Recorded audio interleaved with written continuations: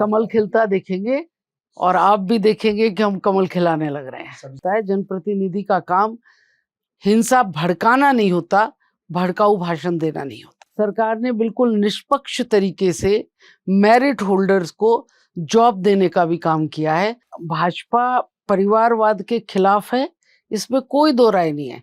इतने लंबे वर्षों तक सरकार होने के बावजूद अगर मध्य प्रदेश में आज पॉजिटिविटी के साथ में खड़े हैं तो ये क्रेडिट भाजपा की पॉलिसीज को, उनके कामों को हमको देनी पड़ेगी। हम तो देखिए मैदान के घोड़े हैं, रिजर्व फोर्स है।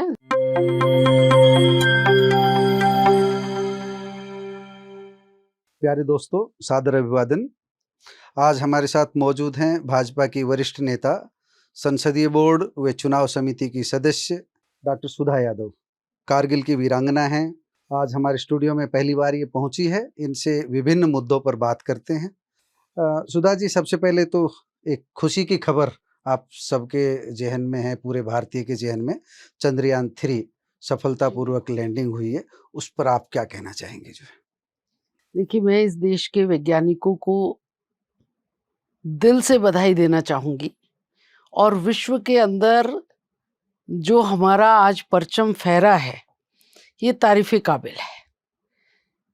हम इस पिछली बार चूक गए, लेकिन हार न मानते हुए वैज्ञानिकों ने धैर्य के साथ में जो काम किया, सरकार का जो सपोर्ट उनको मिला, ये दोनों चीज़ों का संबंध ऐसा बना कि आज हमने कामयाबी के शिखर को छुआ है। अभी थोड़ा राजनीतिक मुद्दों पर बात करते हैं। प्रदेश में जो सबसे ज्वलंत जो इस समय इशू रहा, नूह की हिंसा रही। कुछ लोगों के बयान हिंदूवादी संगठनों के पक्ष में आए, कुछ लोगों के बयान हिंदूवादी संगठनों के विरोध में आए। आखिर नूह हिंसा को डॉक्टर सुधा यादव किस दृष्टि से देखती? क्यों हुई 31 जुलाई को हिंसा? इसके पीछे क्या कारण रहा? और फिर गुड़गांव में और आसपास ये जो हिंसा फैली, इसके पीछे की वजह क्या रहा? अब तो फाइंडिंग्स हो चुकी होगी काफ़ी हद तक। देखिए, दुर्भाग्यपूर्ण घटना रही है और एक सौहार्द के माहौल में जो यात्रा निकलनी चाहिए थी, उस यात्रा के ऊपर जिस तरीके का पथराव, गोलीबाजी, आगजनी हुई है, ये अपने आप में बहुत दुर्भाग्यपूर्ण है। और मुझे तो दुख इस बात का भी है कि जब चुने हुए प्रतिनिधि विधानसभा के अंदर बयान देते हैं इस तरीके का कि हमारे यहाँ पर आएंगे तो हम उनको प्याज की तरह मसल देंगे, ये चीज़ें अच्छी नहीं है। उनका काम है सौहार्द को बना करके रखना। अगर किसी ने गलत भी किया है तो भी उसको बैठ करके सिमटाने का काम जनप्रतिनिधि का होता है। जनप्रतिनिधि का काम हिंसा भड़काना नहीं होता, भड़काऊ भाषण देना नहीं होता। तो आपका कहने का मतलब यह है कि मामन खान अगर भड़काऊ भाषण विधानसभा में नहीं देते, विधानसभा के बाहर अनर्गल या थोड़ी आक्रामक प्रतिक्रिया नहीं देते, तो इस तरह की हिंसा की नौबत नहीं आती। मेरा बिल्कुल मानना है कि उनको ऐसा नहीं करना चाहिए था। उन्होंने बिल्कुल गलत किया है और जब हिंसा हुई है तो उसके बाद में भी जिस तरीके का रोल उनको करना चाहिए था, वो रोल उनका हो नहीं पाया है। 31 जुलाई को हिंसा हुई, 1 अगस्त को सभी जिला मुख्यालयों पर, कहीं पर 2 अगस्त को सरकार के खिलाफ, आपकी सरकार के खिलाफ, मनोहर सरकार के खिलाफ प्रदर्शन हुए कि सरकार ने कानून व्यवस्था नहीं बनाई। सारे हिंदू जो भक्त थे वो फंस कर रह गए हजारों की संख्या में, और सरकार ने बहुत देरी की। कुछ भी हो सकता था। इसको लेकर क्या कहेंगे आप? देखिए, जब इस तरीके के कोई भी कांड होते हैं तो स्वाभाविक समाज के अंदर एक प्रतिक्रिया आती है और वो प्रतिक्रिया हमें नूह के इस कांड के बाद में भी देखने को मिली है। लेकिन मेरा ये मानना है कि व्यवस्थाएं उचित बनाई गई थी, लेकिन ये परिकल्पना नहीं करी गई थी कि ये इस तरीके से साजिश के तहत ये काम हो जाएगा। उसमें शायद उस जगह तक सोचने में कोई कमी रह गई है। मतलब डॉक्टर सुधा यादव का मानना है कि नूह की हिंसा एक साजिशन, पथराव किया गया, साजिश के तहत आगजनी हुई, साजिश के तहत गोलीबारी हुई, एक साजिश था। मैं इसे साजिश और षड्यंत्र न कह करके पूरी तैयारी के साथ, पूरी तैयारी के प्लानिंग के साथ में हुई, ये एक दुखद बात है। लेकिन आपकी पार्टी में विरोधाभास है। आपने दुखद तरीके से काम किया कि आपने प्लानिंग करी, तभी तो आपने वहां पर ये काम किया। लेकिन आपकी पार्टी के कुछ नेता ये कह रहे हैं, मोनू मानेसर, बिट्टू बजरंगी, ऐसे कुछ लोग थे जिन्होंने भी भड़काऊ भाषण दिए या भड़काऊ वीडियो मैसेज वायरल हुए, उनकी वजह से भी मेवात में तनाव बढ़ा। देखिए, चुना हुआ प्रतिनिधि होता है। उसका काम भड़काऊ भाषण न देना, लोगों को सामंजस्य बना करके ठीक करना, इसकी आवश्यकता होती है। उन्होंने क्या कहा क्या नहीं कहा, आज उसके ऊपर सब टिप्पणियां कर रहे हैं। बिट्टू बजरंगी को तो शायद गिरफ्तार भी किया गया है उसके ऊपर। तो सरकार तो अपना ठीक तरीके से काम कर रही है, तभी उसके ऊपर एक्शन लिया गया है। ऐसा तो नहीं है कि भाई उनकी वजह से ये हुआ कि उनकी वजह से ये हुआ।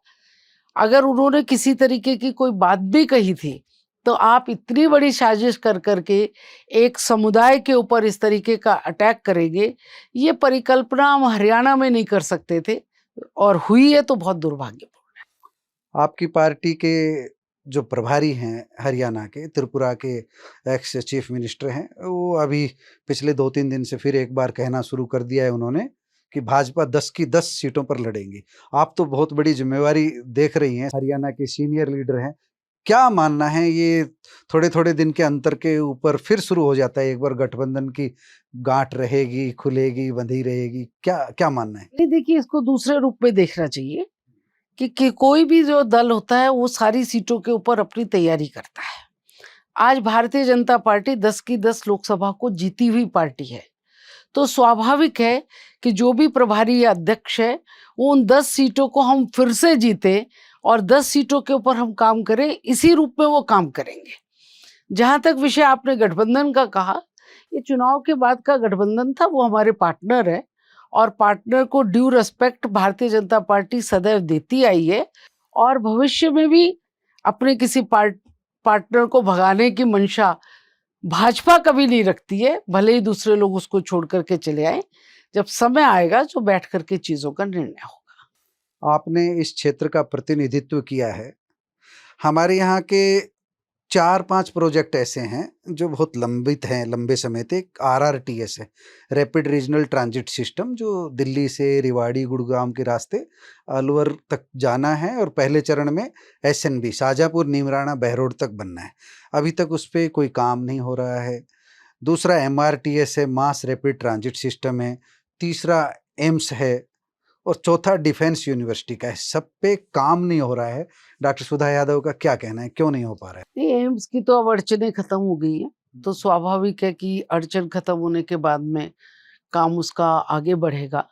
और ये सारे प्रोजेक्ट्स जो आपने गिनवाए हैं, इनकी इनिशियल शुरुआत हो गई थी, उसके बाद में कुछ समस्याएं आई हैं, कुछ टेक्निकल प्रॉब्लम्स है, और सरकार की उन समस्याओं के ऊपर सरकार का ध्यान भी है, और उसका निदान करेंगे। और मुझे लगता है कि 1 वर्ष के अंदर अंदर आप इसके अंदर गति भी देखेंगे। भूपेंद्र हुड्डा रोजाना चैलेंज दे रहे हैं कि तथ्यों पर बात कीजिए, भाजपा वालों को खुलेआम कह रहे हैं।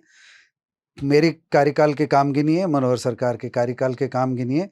आप कोई 5 बड़े काम मनोहर सरकार के इस हरियाणा के लिए, दक्षिण हरियाणा के लिए, जो आप मानती हैं कि बहुत अच्छा हुआ, पहले ऐसा नहीं हुआ, कांग्रेस के राज में ऐसा नहीं हुआ, हमारे राज में ऐसा हुआ, जो बिल्कुल जो आप बता सकें कि ये काम हुए, जो कुछ अच्छे काम जो है? देखिए, अगर हम शुरू करें तो गुड़गांव में गुड़गांवा यूनिवर्सिटी आ गई। गुड़गांवा को मिलेनियम सिटी कहते थे, और मिलेनियम सिटी में यूनिवर्सिटी के नाम पर कुछ भी नहीं था। तो गुड़गांवा के अंदर यूनिवर्सिटी का आना, इसके बाद महिलाओं की सुरक्षा के लिए महिला थानों का बनाया जाना, महिलाओं के लिए हर जिले में एक महिला कॉलेज बने। ये ठीक है कि 100% काम पूरा नहीं हुआ, लेकिन इस विजन के साथ में महिला कॉलेजेस की नींव रख करके महिलाओं को एजुकेशनली आगे बढ़ाने के लिए महिला कॉलेज बने, इसके ऊपर सरकार ने काम किया है। सरकार ने बिल्कुल निष्पक्ष तरीके से मेरिट होल्डर्स को जॉब देने का भी काम किया है। जो पढ़ेगा, जो मेहनत करेगा, वो नौकरी पाएगा, इसके ऊपर वो बिल्कुल सफल हुए हैं। सिस्टम के अंदर ट्रांसपेरेंसी लाने का काम भी सरकार ने हरियाणा के अंदर किया है, और मुझे लगता है कि इस तरीके की ट्रांसपेरेंसी इससे पहले कभी किसी सरकार ने लाई। पर्ची खर्ची का काम उन लोगों ने किया, जो पहले की सरकारें थी वो पर्ची खर्ची का काम करती थी, उनके काम तो ऐसे करने चाहिए। इस सरकार के ऊपर कम से कम भूमि के आरोप नहीं लगे, जो उनके में लगते थे कि ये सारे लोग तो भूमि को हड़पने का काम करते हैं। सेक्शन दिया, सेक्शन को हटा दिया, बिल्डर को जमीन दे दी, बिल्डर को फेंक दी, उस तरीके के काम नहीं किए। आज सरकार किसानों से जमीन को खरीद रही है, रेट तय करके खरीद रही है और खरीद करके उसको पैसा दे रही है, सिर्फ सेक्शन लगा करके एक्वायर करके, और एक्वायर के बाद में उसका मिसयूज नहीं कर रही।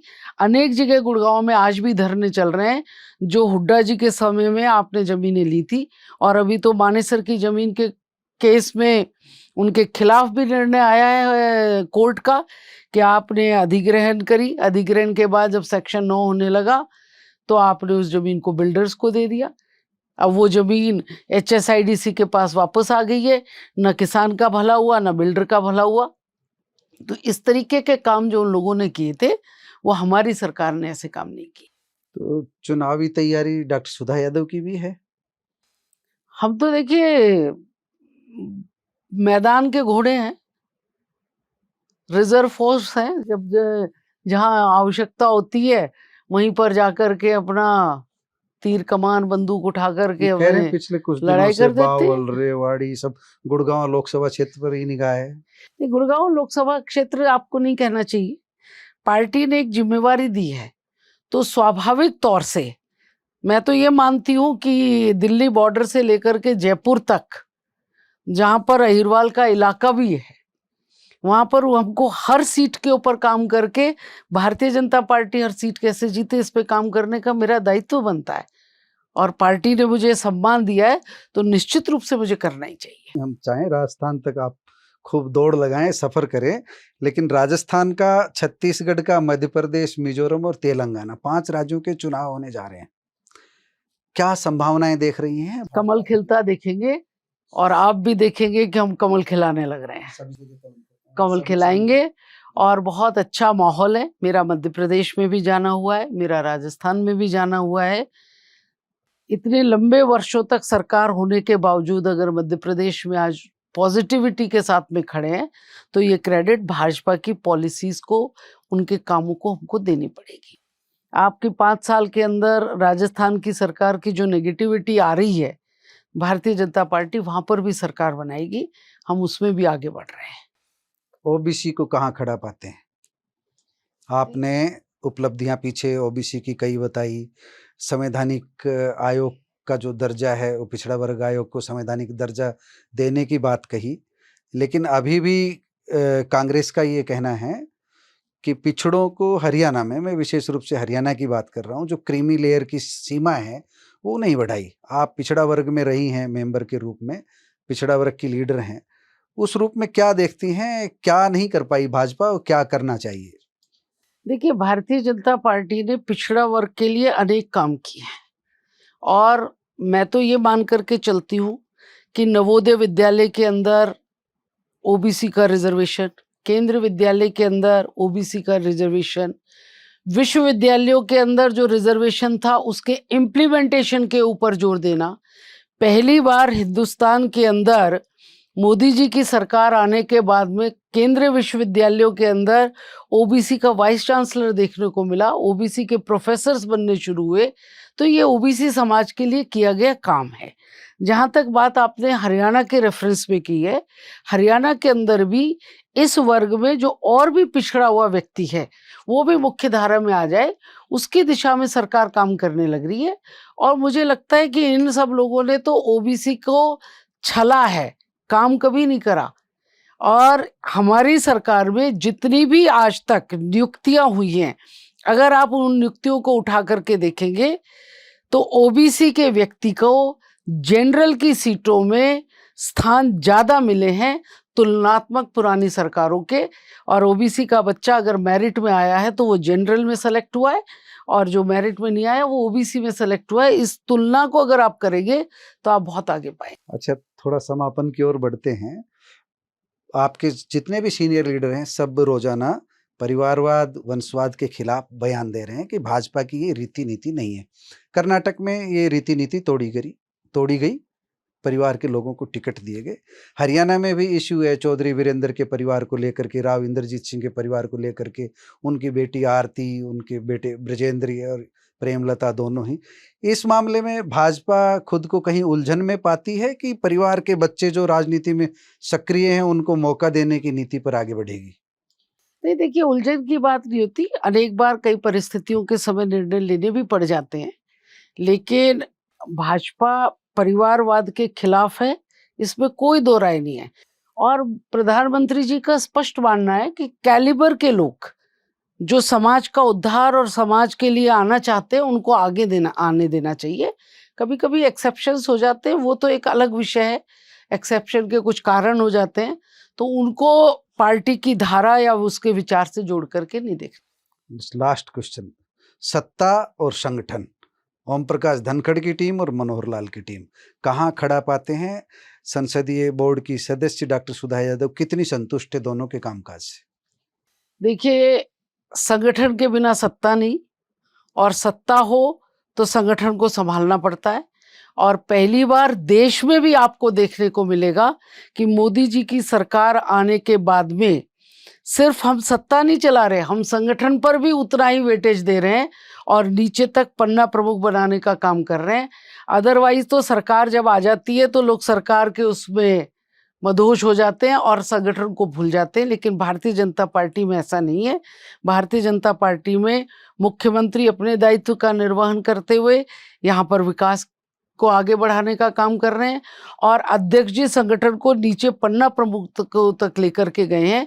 और आपको आश्चर्य होगा कि जब अभी हमने लोकसभा की रैलियां करी है तो हम एक एक दिन में 3-3 स्थानों पर कार्यक्रम करने में कामयाब हो गए। ये संगठन की ताकत है, जिसकी ताकत पर हम कर पाए हैं। एक समय ऐसा भी था कि पूरे संगठन की ताकत लगा करके हम एक रैली कर पाते थे, आज हम 3 रैली करने में कामयाब हो रहे हैं। तो ये संगठन की ताकत। लास्ट कह करके मुझे लास्ट फिर बढ़ाना पड़ रहा है। इतना सब अच्छा है, संगठन अच्छा है, सत्ता का तालमेल बढ़िया है, फिर बीच बीच में मनोहर लाल के बदलने की बातें क्यों निकल के आती है? ये तो सब रूमर्स होते हैं, पॉलिटिकल चर्चाएं होती हैं, ये सब रूमर होते हैं। और इस तरीके की जो चर्चाएं हैं वो एक ग्रुप का काम होता है कि वो करते रहता है, और ख़ास तौर से इसमें विरोधी और विपक्षियों का काम ज़्यादा होता है कि जब सरकारें अच्छी चलती है तो डिस्टेबलाइज कैसे हो, तो उसमें एक एक बीच बीच में इस तरीके की बातों को छोड़ दिया जाता है। आपका बहुत बहुत धन्यवाद doctor Sudha thank Yadav you ji. Ji.